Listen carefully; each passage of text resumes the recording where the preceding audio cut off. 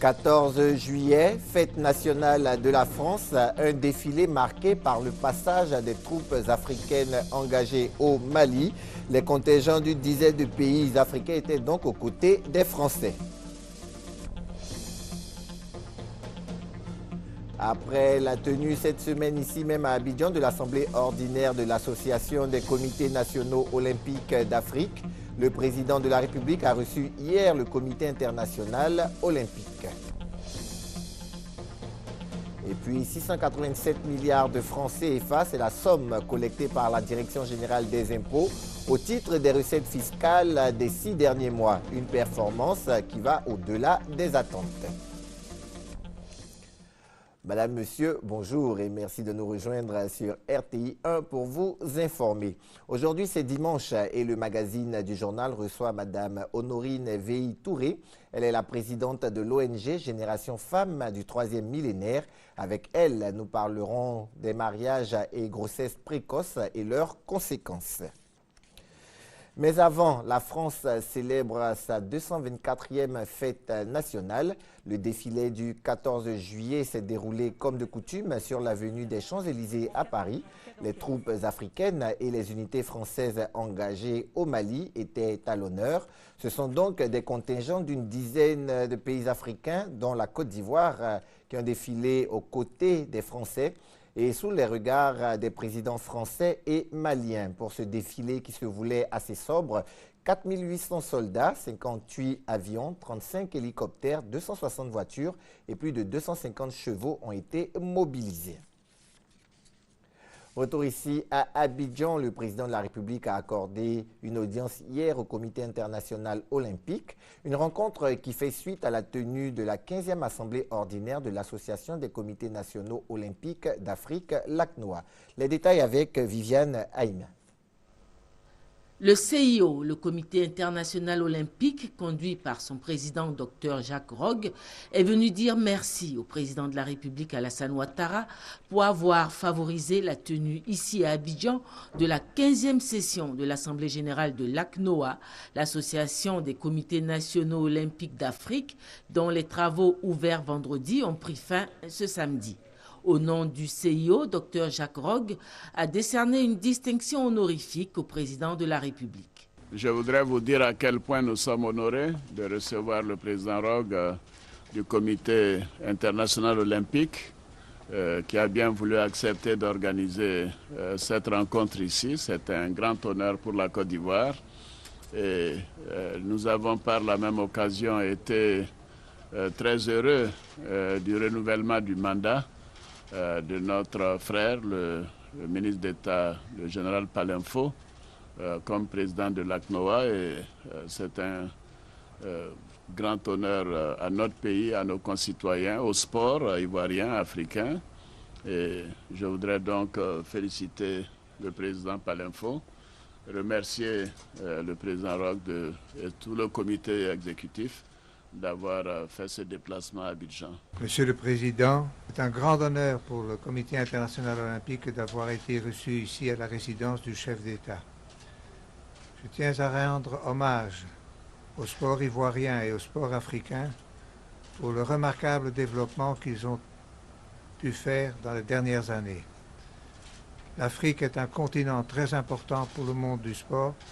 C'est un continent qui a une jeunesse qui se développe d'une façon spectaculaire, et le sport est la jeunesse. Et nous sommes ravis des activités menées par le sport africain, qui est guidé par le général Lassana Palenfo et qui applique des stratégies très intelligentes et très modernes. Au nom du mouvement sportif, merci beaucoup. Dr Jacques Rogge est en fin de mandat à la tête du CIO pour l'Ivoirien Lansana Palenfo qui vient d'être reconduit pour 4 ans. C'est un nouveau défi à la tête de l'olympisme en Afrique. Le président de l'Assemblée nationale du Sénégal, Moustapha Niasse, présent en Côte d'Ivoire à la faveur de la 39e session de l'Assemblée parlementaire de la francophonie, et son homologue ivoirien Guillaume Soro étaient les invités des grands rendez-vous de Fraternité Matin cette semaine. Les échanges avec la presse ont porté sur le rôle des parlementaires dans la vie d'un pays et les questions d'actualité n'ont pas été oubliées. C'est ce que nous dit Victorine Yaoyobwe. Les préoccupations matérielles des populations sont nombreuses dans un environnement économique fragile et le peuple attend de ses élus qu'ils apportent des solutions à leurs problèmes. Nos parlements africains perçoivent-ils ces appels? Comment y répondent-ils? C'est ainsi que Venance Conan, directeur général de Fraternité Matin, a lancé les 3 heures de débat entre, d'un côté, Guillaume Soro et Moustapha Niasse, et de l'autre, les journalistes et des organisations de la société civile ivoirienne. Différentes préoccupations sociales et économiques des populations ont été soulevées. Mais avant d'y répondre, le président de l'Assemblée nationale de Côte d'Ivoire est revenu sur les missions essentielles du Parlement, le vote de la loi, le contrôle de l'action gouvernementale et la représentativité.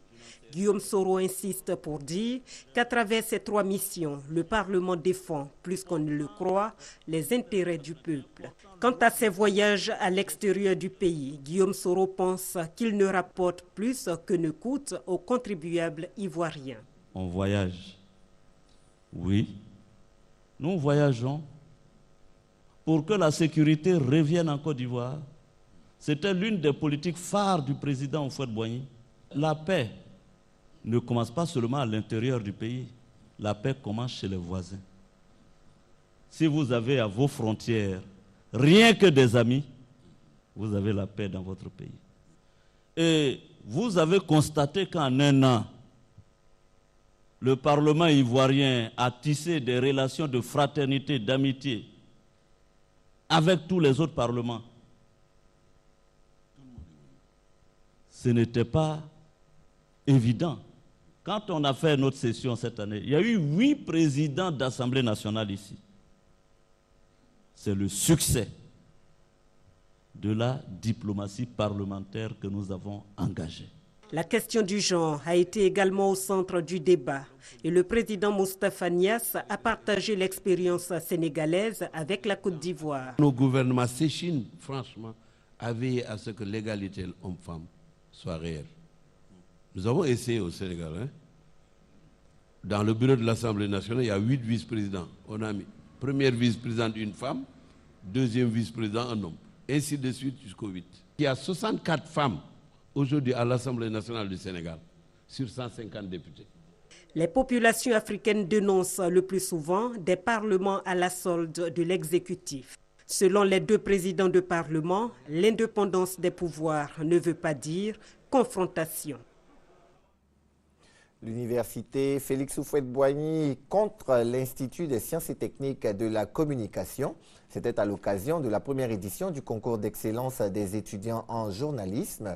La compétition a porté sur la lutte contre le tabac. Honorine Anigori. En organisant la première édition de leurs activités sur le thème « Le 6e doigt-tu, les fumeurs et les non-fumeurs », l'Association nationale des étudiants journalistes de Côte d'Ivoire veut lutter contre la consommation du tabac dans le milieu de la jeunesse. Le journalisme de demain, c'est nous à partir d'aujourd'hui en tant qu'étudiants journalistes. Nous voulons donc mettre en avant les valeurs telles que la compétence, les valeurs telles que l'équité, la rigueur, surtout tout ce qui est éthique et déontologie nous concerne.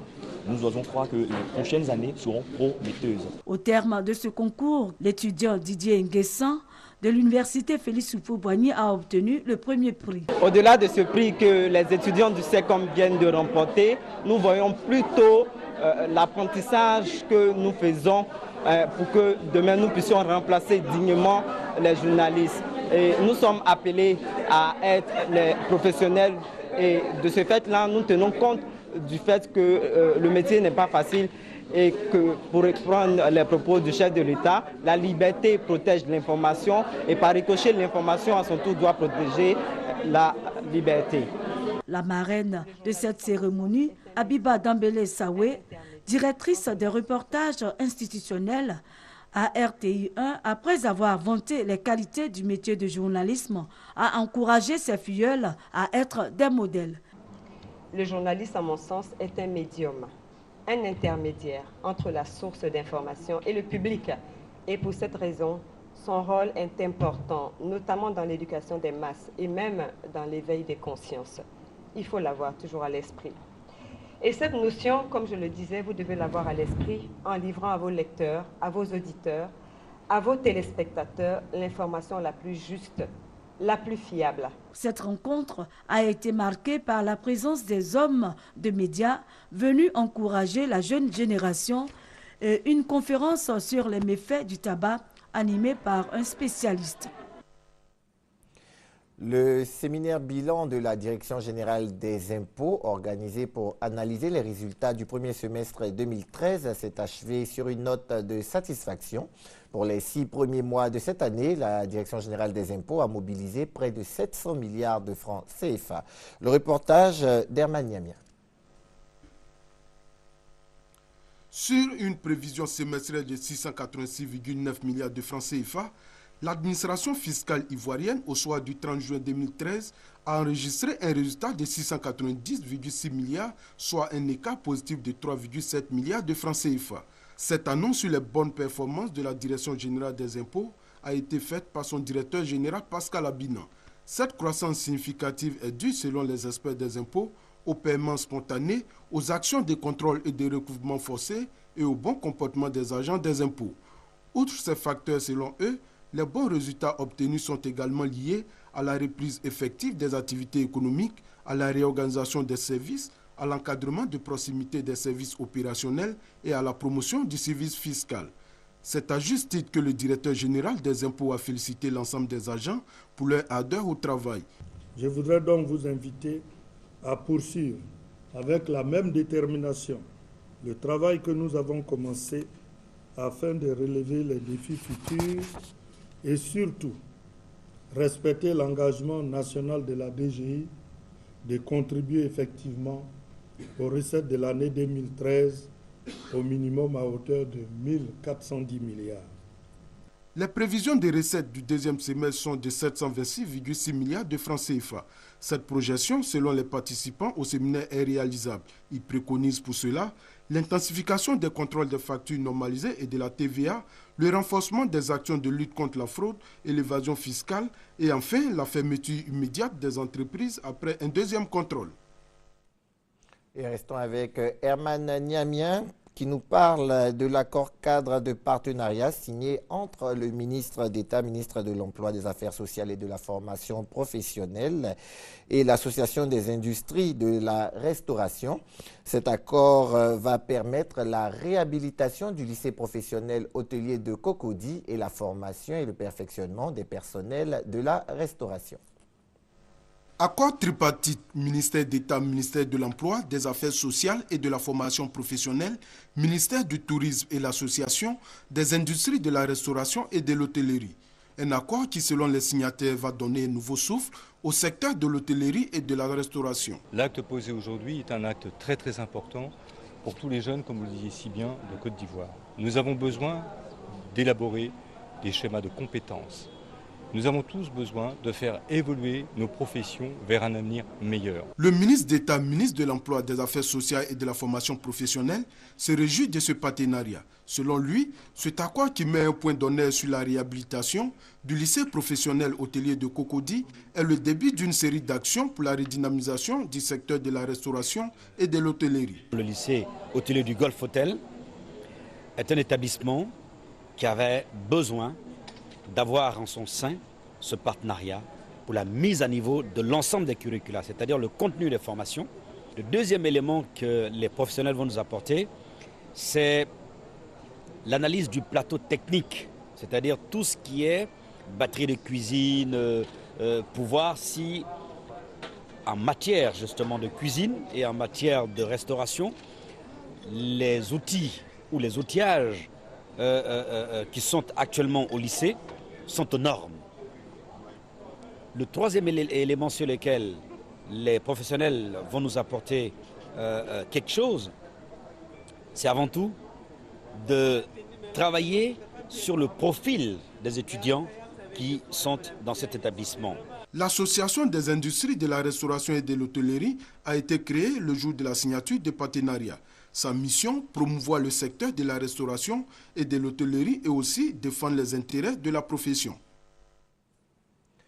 L'État de Côte d'Ivoire veut reconstituer le couvert forestier en danger à cause des agressions. Un processus de reboisement est donc engagé depuis des décennies. Le reboisement peut-il permettre à la Côte d'Ivoire de reconquérir sa forêt? À l'occasion de la Journée nationale de l'arbre, le directeur général de la SODEFOR lève un coin de voile sur ce vaste programme. Léon Brou. Plantation par-ci, logement par-là. Nous sommes dans la forêt classée d'Anguédédou, district d'Abidjan. Comme ici, la forêt de Niégré dans le département de Sassandra, une autre illustration de la dégradation de la forêt ivoirienne. Le phénomène a dépassé les 50%, faisant tomber le potentiel forestier à seulement 3 millions d'hectares. Pour un pays comme la Côte d'Ivoire, il aurait fallu avoir au moins 6 millions d'hectares en bon état. Donc vous comprenez que nous sommes largement en dessous du seuil qui pourra permettre à la Côte d'Ivoire de continuer de se prévaloir de cet état forestier. Pour freiner ce danger, des efforts de reboisement sont entrepris. Ils représentent à ce jour 200 000 hectares de forêt en bon état. Les projets à court terme sont évalués à 50 000 autres hectares, dont 1 000 hectares de reboisement cette année sur fonds publics. Objectif, atteindre les 250 000 hectares de forêt reboisées d'ici à 2020. 250 000 hectares de reboisement productif, ceci peut nous permettre à terme de mettre sur le marché entre 2 et 5 millions de mètres cubes, ce qui est largement au-dessus des besoins locaux. Nous avons une stratégie par rapport à cet objectif. Certes, il y a une partie pour laquelle nous allons demander une contribution de l'État, mais il y a aussi toute une politique de sensibilisation pour essayer de montrer un peu tous ces bienfaits, tout ce qu'on peut tirer du bois, pour attirer des opérateurs privés. À côté des opérateurs privés, les collectivités, les écoles, les villages sont invités à s'impliquer dans le reboisement. Il s'agit de reconstituer le couvert forestier national pour sauvegarder les fonctions écologiques, économiques et sociales de la forêt ivoirienne.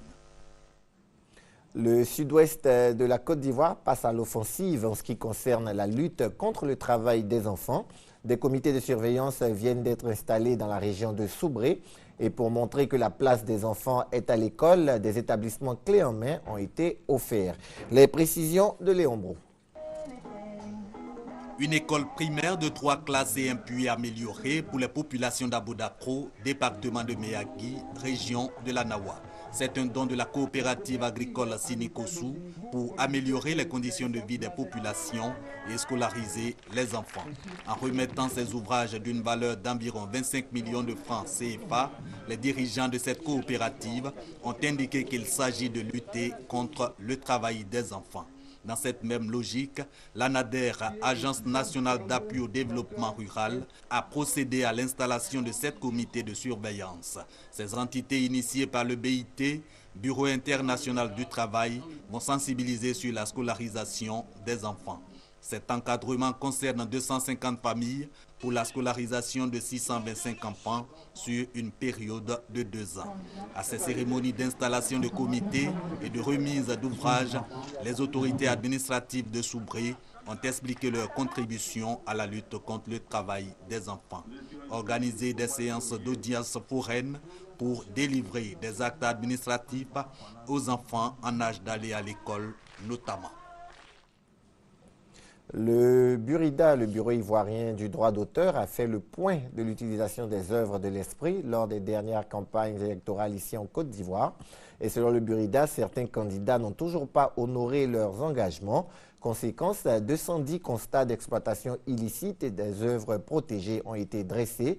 Le Burida va donc traduire les contrevenants devant les tribunaux. Les précisions de Marie-Laure Ngoran. Selon le Burida, ils sont nombreux, les candidats aux élections législatives, municipales et régionales qui n'ont pas pu honorer leur engagement en s'acquittant des droits des œuvres de l'esprit. Et pourtant, lors des campagnes, ils ont utilisé les œuvres des artistes. Au regard de la loi, sans autorisation, c'est une contravention. Le Bureau ivoirien du droit d'auteur n'attend donc pas rester les bras croisés. Pour permettre aux artistes de percevoir leur dû, la direction générale a décidé de faire recours à la justice. Ce sont 210 constats d'exploitation illicite des œuvres protégées de notre répertoire qui ont été dressés. Nous croyons que l'heure de l'action judiciaire est proche.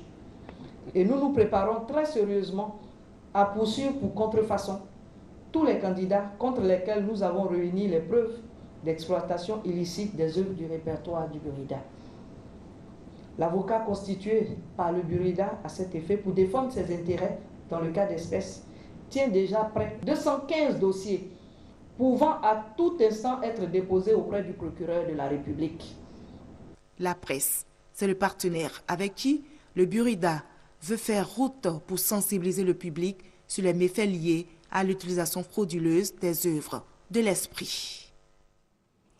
La page religion de cette édition nous conduit à Daoukro, l'église Saint-Pierre et Saint-Paul à 50 ans. Le jubilé d'or de cette paroisse a été célébré dans la ferveur totale, nous dit Thérèse Yoboué. Des personnalités politiques, religieuses et traditionnelles ont pris part aux festivités solennelles. Jour historique, jour de joie, jour d'allégresse pour la population de Daoukro. Elles qui célèbrent le jubilé d'or de leur église, Saint-Pierre et Saint-Paul. 50 ans d'évangélisation, de persévérance dans la foi et la charité chrétienne. Les populations sont venues de tous les villages et hameaux pour suivre ces festivités solennelles. Marraine de cette célébration, la première dame, Dominique Ouattara, représentée par Chantal Poiti. Madame la première dame m'a chargé de réitérer à l'ensemble des chrétiens de Daoukro ses salutations et sa solidarité à ce temps de partage, d'adoration, de louange, de conversion et de fraternité. Madame Dominique Ouattara offre à la paroisse Saint-Pierre et Saint-Paul de Daoukro la somme de 10 millions de francs CFA. Selon le conseil paroissial, la première évangélisation de cette région vient des pères d'Abangourou, notamment le père Alphonse Kirman, devenu en 1939 premier évêque de Daloa. Néanmoins, c'est l'abbé René Kwasi, premier prêtre ivoirien basé à Dimokro, qui a suscité la création de la première chapelle à Daoukro. Depuis, l'église n'a cessé de grandir. Monseigneur Siméon Awana demande donc au peuple de Daoukro de jubiler. Peuple de Dieu qui est à Daoukro, vous avez raison de fêter ce jubilé. Car quand nous référons à la tradition biblique et à la tradition de l'Église, on fêtait des jubilés. C'était l'occasion pour louer Dieu pour les merveilles qu'il a faites. La région du Ifou a une tradition de tolérance religieuse, d'où la présence des représentants de toutes les autres confessions religieuses à cette célébration. 50 ans après, l'église de Daoukro a encore besoin de l'appui de tous pour continuer son œuvre d'évangélisation. C'est pourquoi cette célébration a été marquée par une vente aux enchères d'objets de piété en vue de recueillir des fonds.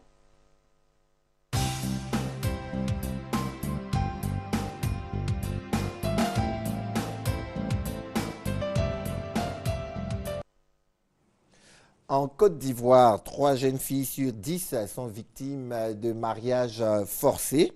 De plus en plus, le phénomène gagne du terrain dans les villages, mais également dans les villes, avec à la clé des grossesses précoces et leur corollaire de conséquences. Doigt de laser.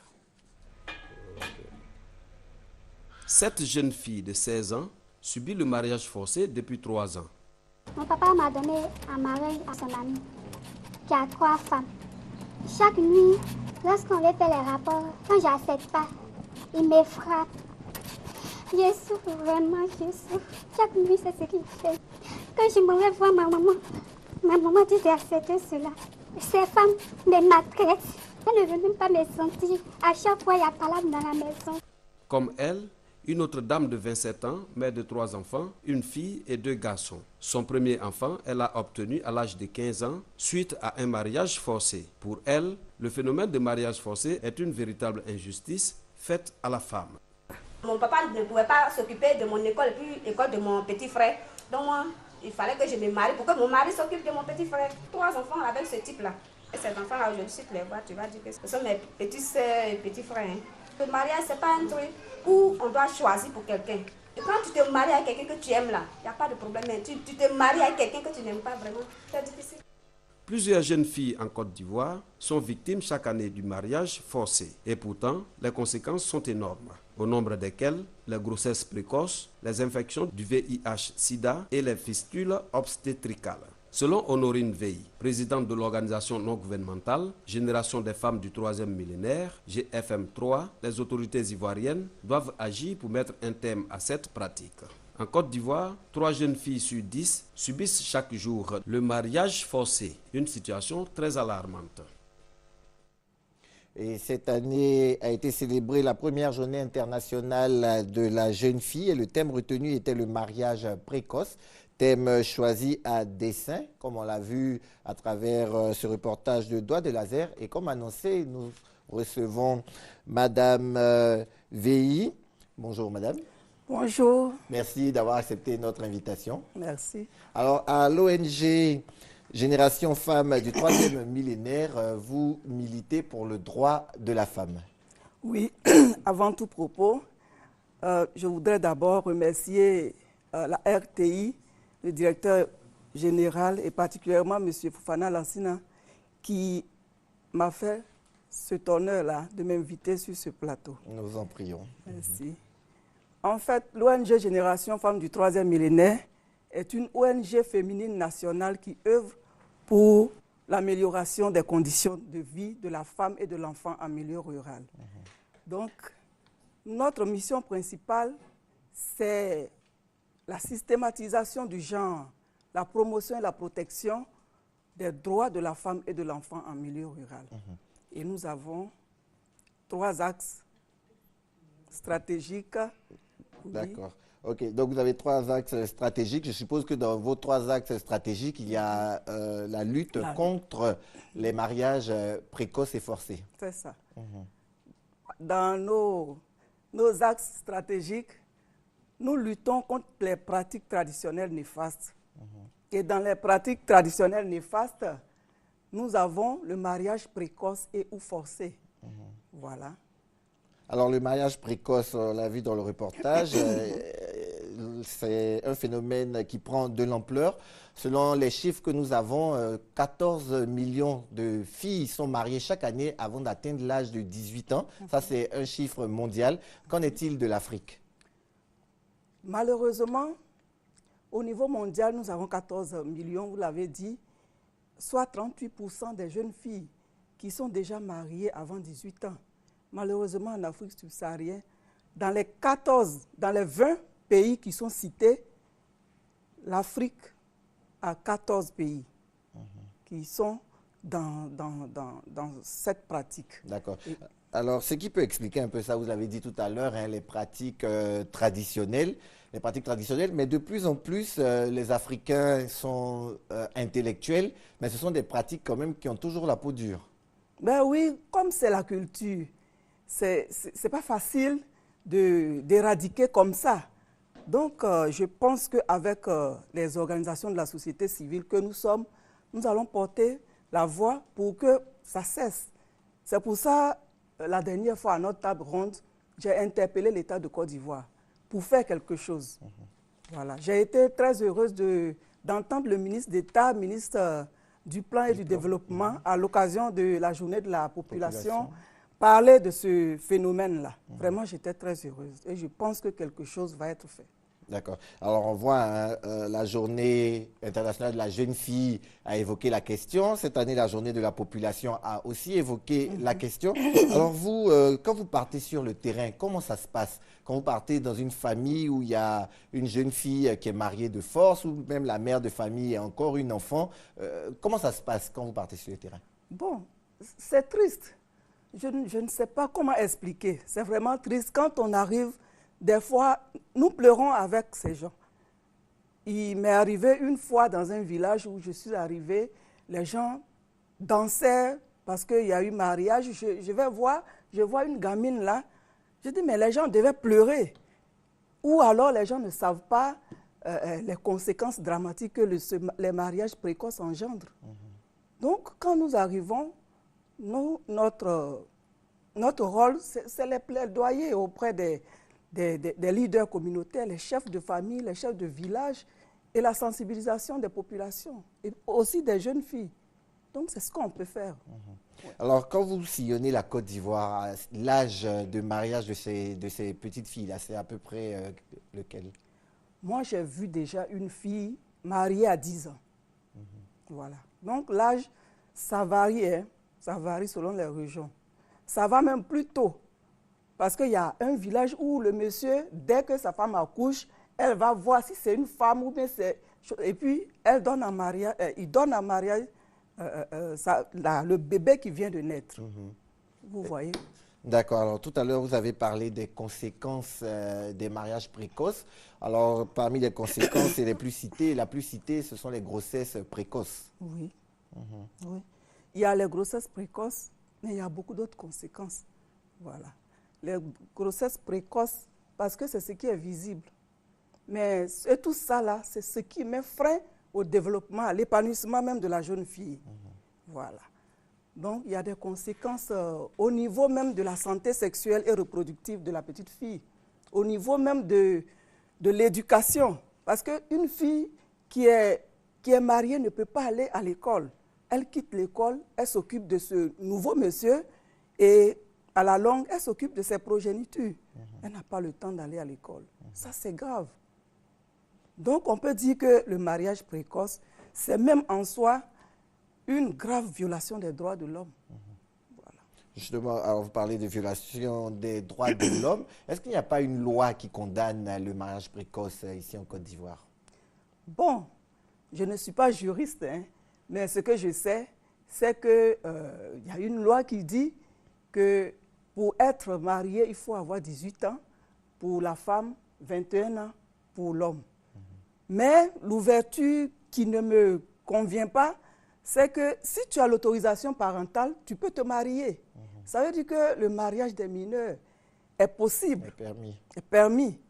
Donc vraiment, c'est le lieu d'interpeller les décideurs sur ce fait-là.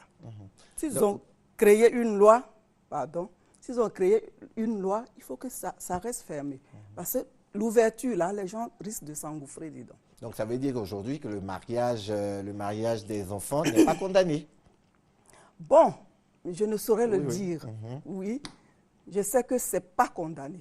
D'accord. Alors, donc, vous qui êtes de la société civile, vous dites que vous faites des plaidoyers. Quels sont vos rapports avec les autorités, justement, concernant cette question-là? Bon, on leur parle. Nous, notre domaine d'activité, c'est le milieu rural. Quand nous arrivons, nous passons de la préfecture jusqu'au chef du village et on leur parle. On leur parle, on parle aux femmes, on parle aux jeunes, aux enfants. Nous sommes en collaboration, on travaille, mais vraiment, on ne sent pas les choses bouger comme il le faut. Voilà le problème. D'accord. Alors, vous allez rencontrer les populations, des populations qui sont habituées à ces pratiques-là. Vous arrivez dans un village où le mariage d'une fille de 10-11 ans, c'est quelque chose de tout à fait naturel. Alors, quand vous parlez, comment votre message est perçu? Est-ce qu'on vous écoute d'abord? Et comment votre message est perçu? Est-ce qu'on vous accueille à bras ouverts? C'est difficile. C'est difficile. Il est arrivé des moments où on a été menacé. Les gens nous ont dit ce ne sont pas vos enfants. Et souvent, c'est les parents même. Donc, c'est extrêmement difficile. Et c'est pour cela que vraiment, l'occasion que vous me donnez aujourd'hui, c'est une occasion en or. Pour parler à ceux qui peuvent influencer ces personnes-là. Allez, je vous donne l'occasion. Parlez-leur alors, parce qu'ils sont en train de nous écouter en ce moment. D'accord. D'abord à l'État de Côte d'Ivoire, parce que nous savons que notre président, le président de la République, c'est un homme qui est très genré, c'est un homme choco. Lui et tous ses ministres, je crois qu'ils doivent prendre à bras le corps ce problème-là. Si nous avons dit qu'en 2020, la Côte d'Ivoire sera émergente, il faut qu'on commence par là, par prendre en compte les problèmes des femmes. Parce que nous, notre ONG est pionnière en matière de lutte contre les fistules obstétricales. Et c'est l'une des causes des mariages, des conséquences. Voilà. Donc aujourd'hui, j'ai pris les décideurs pour prendre à bras le corps ce phénomène, pour que la Côte d'Ivoire soit vraiment leader en matière de réduction de taux de prévalence des mariages précoces. Voilà. D'accord. Alors justement, vous parlez de fistules obstétricales. Il y a aussi la mortalité maternelle. Je sais qu'en Côte d'Ivoire, au moins 16 femmes meurent chaque jour du fait de la grossesse. C'est aussi lié aux grossesses précoces. Exactement. C'est lié aux grossesses précoces. C'est pour cela qu'il faut vraiment éradiquer les mariages précoces. Parce que c'est tout ça là qui engendre. Quand on parle de 16 femmes qui meurent en couple chaque jour, c'est triste, c'est dramatique. On ne peut pas imaginer. Mais quand on regarde bien dedans, il y a beaucoup de mineurs, il y a beaucoup de jeunes filles. Moi, je fais souvent le tour de par ma profession. Donc vraiment, il faut attirer l'attention de l'État de Côte d'Ivoire sur ce fait. Alors, Madame Veilly, est-ce que vous n'avez pas l'impression de donner des coups d'épée dans de l'eau? Je ne pense pas. Je ne pense pas. J'ai foi et je sais que quelque chose sera fait. J'ai foi. Parce que nous appartenons à un réseau mondial de filles pas épouses qui est représenté en Côte d'Ivoire ici par nous-mêmes et qui existe dans 140 pays. Et c'est 250 ONG. Donc je me dis que si dans tous les pays, si chacun essaie d'ajouter vraiment sa petite part, ça va aller. Et c'est pour ça que j'appelle nos dirigeants, j'en appelle à nos enseignants, les législateurs et tout le monde pour qu'ils prennent à bras le corps. Si tout le monde se met ensemble pour faire ce travail, je pense qu'il y aura beaucoup de changements. D'accord. Alors, Madame Veilly, votre ONG, vous avez dit que c'est un regroupement de femmes, mais on sait que ce sont les hommes qui épousent, ce sont les hommes, les pères qui donnent en mariage. Est-ce que si vous travaillez avec les hommes, votre message ne va pas passer plus facilement? Oui, bon, quand j'ai commencé, je vous ai dit que notre mission principale même, c'est la systématisation du genre. Quand on parle de genre, vous savez très bien. Donc, les hommes sont impliqués dans tout ce que nous faisons. Dans tout ce que nous faisons, quand nous allons dans les contrées très, très éloignées, nous faisons avec même les chefs de village, les jeunes, dans nos associations. Nous encadrons aujourd'hui 245 groupements, mais il y a les hommes dedans. Voilà. Donc, ça va. D'accord. Alors, Madame Veilly, on sait que pour faire ce que vous faites là, il faut vraiment des moyens. Est-ce que vous disposez de moyens efficaces pour atteindre votre objectif? Bon, ça, quand la société civile parle, on dit nous aimons beaucoup l'argent, demander et tout ça, mais c'est réel. Il y a du boulot et l'État ne peut pas tout faire. Nous sommes le bras séculier de l'État dans ces petits villages-là. Donc, les moyens, on n'en a pas assez. On fait beaucoup de choses sur fonds propres. Beaucoup, beaucoup, beaucoup. Par contre, il y a quelques partenaires qui nous viennent en aide quand même. Voilà. D'accord. Alors, si je vous demande, hein, quel est le projet là, qui vous tient à cœur en ce moment? Quel est le projet qui vous tient à cœur et à combien il est estimé à peu près? Bon, le projet qui me tient à cœur, c'est vraiment la création des structures d'accueil des femmes, des filles mères, des femmes, des enfants mariés précocement. Voilà. Ben oui, ben déjà là vous dites que quelquefois vous êtes menacés, mais avec ce genre de centre-là, c'est un peu comme si vous allez inciter les épouses à quitter leur foyer. Non, non, non. Dans nos plaidoyers, dans nos sensibilisations, on dit tout le temps hein, que nous ne sommes pas là pour rendre leurs filles rebelles. Hein. On leur dit ça. Mais il faut que les filles même prennent leur destin en main aussi. Et on leur dit ça aussi. Donc ce centre-là, ça peut être un refuge. Nous en avons déjà pour la fistule obstétricale. Il y a le Fonds belge qui nous a aidés à avoir le tout premier centre de prévention des fistules obstétricales en Côte d'Ivoire, à Logoualé. Donc, on voudrait avoir un centre pour ces choses-là aussi. Et justement, pour ce qui est de la fistule obstétricale, les filles, je ne dirais pas les femmes, les filles qui en sont victimes sont après chassées du foyer. Oui, ça c'est automatique. Puisque la fistule même, c'est une maladie qui n'est pas... déshonorante. Voilà, ça déshonore la femme. Et dès que la femme a ça, on pense qu'elle est sorcière. On pense que cette femme-là, elle a été infidèle. Voilà. Donc, elle est isolée automatiquement. Et vraiment, grâce à l'UNFPA, nous avons travaillé beaucoup dans ce sens-là. Nous avons mené beaucoup de campagnes de lutte contre les fistules à l'ouest, au nord, au centre et à l'est, grâce à l'UNFPA. Et dans ces temps, nous venons même de réinsérer 70 femmes exporteuses de fistules grâce à l'UNFPA et à l'Union africaine. Voilà. Parce que ça se guérit. Hein. Ça peut se guérir, heureusement. Ça peut. Souvent, les femmes ne sont pas informées. Sinon, ça peut se guérir. Justement, donc, on en vient à un point très important de votre combat, qui est la sensibilisation. C'est ça. Alors, comment vous y prenez pour faire une sensibilisation de masse? Bon, pour faire une sensibilisation de masse, c'est banal. Quand nous arrivons, tout le monde sait que nous sommes là. Si c'est dans un village ou si c'est dans une ville ou dans un département, on voit le préfet et les autorités sur place. On les invite, on vient, on leur dit, on demande leur caution morale de ce qu'on va faire, de ce qu'on va réaliser.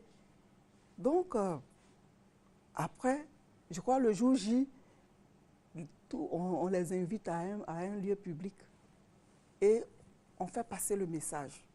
On fait passer le message et après, avant de partir, nos relais restent dans la localité et ces relais continuent la sensibilisation de proximité et nous, on fait le suivi. Mais quelquefois, nous n'avons pas les moyens de faire le suivi, malheureusement. Est-ce que vous ne pensez pas qu'il faut de la répression pour faire bouger les choses? Bon, ça, ce n'est pas notre rôle, en fait. Mais vous pouvez susciter ça quand même. Voilà, mais c'est ce que nous sommes en train de faire. C'est ce que nous sommes en train de faire. Nous sommes en train de susciter de façon insidieuse. Mais ce n'est pas à nous de sévir. Ce que nous on fait, nous dénonçons. Nous décrions ces faits-là. Et nous portons à la connaissance du grand public pour que les gens réagissent. Mais sinon, il y a des gens pour faire ce travail. Voilà. Est-ce qu'il vous est déjà arrivé de retirer une petite fille qui était mariée? Vous est-il déjà arrivé au niveau de votre ONG de retirer une fille épouse? Bon, pas tellement de retirer comme ça, mais la fille, quand elle fuit de sa famille, j'en ai récupéré jusqu'à 3 que j'ai mis à l'école. Aujourd'hui, elles sont un peu loin. Voilà. Mais comme on n'a pas de centre, on ne peut pas prendre en grand nombre chez soi les filles qui viennent comme ça. Parce que souvent, on est menacé. Voilà. Ok. Alors, Madame Véi, vous savez, 15 minutes, ça passe vite. Nous sommes pratiquement à la fin de notre entretien. Si on doit retenir quelque chose, si aujourd'hui, la Côte d'Ivoire qui vous écoute doit retenir quelque chose, qu'est-ce qu'elle doit retenir? Bon, c'est ce que j'ai déjà dit. Je veux dire à la Côte d'Ivoire, à l'État ivoirien, à tous les décideurs et toutes les jeunes filles même qui sont les cibles potentielles de ces choses-là, de comprendre que le mariage précoce a des conséquences dramatiques qu'on ne peut pas imaginer. Donc vraiment, si on veut aller au développement, il faut que tout le monde s'y mette pour éradiquer ce phénomène. Parce que c'est latent, mais ça existe. Nous sommes, en Côte d'Ivoire, on dit qu'il y a 1% des mariages précoces en ville. Mais en milieu rural où nous sommes, ça monte jusqu'à 21%. C'est grave. Donc j'appelle vraiment tout le monde à se joindre à nous, la société civile aussi à se joindre à nous, pour que quelque chose soit fait sur ce problème-là. Voilà. Et puis aussi, voilà, je voudrais aussi faire une doléance pour demander au ministre d'État, ministre de l'Intérieur et de la Sécurité, pour qu'on nous donne, c'est leur manière de nous appuyer, pour qu'on nous donne le statut d'utilité publique. J'ai déposé ma demande depuis 1 an et demi. Donc, moi et toutes les autres ONG de la société civile qui travaillent réellement, On parle du chômage en Côte d'Ivoire. Moi, j'ai près de 100 jeunes maîtrisards de BTS, de licence, de DEA. Donc, nous n'avons rien pour leur donner. Et GFM3 est un vivier vraiment notable de promotion de volontariat des jeunes. D'accord. Et surtout que votre combat est un combat assez noble. Nous espérons que votre message a été entendu. Nous recevions Madame Honorine Véhi-Touré, la présidente de l'ONG Génération Femmes du 3e millénaire, avec elle nous avons parlé du mariage précoce et de ses conséquences, notamment les grossesses non désirées, les grossesses précoces, les fistules et toutes les maladies et chocs liés à ce phénomène. Le magazine du dimanche met fin à ce journal. Merci de l'avoir suivi et merci surtout de rester fidèle au programme de RTI.